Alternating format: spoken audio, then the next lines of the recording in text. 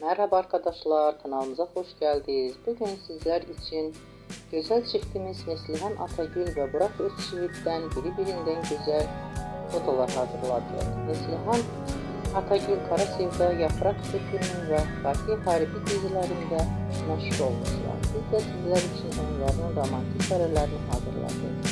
Bu videoların devamlı gelmesini istiyorsanız ise kanalımıza abone olup yorum yazmayı unutmayın. Herkese teşekkürler. Bizden bu kadar.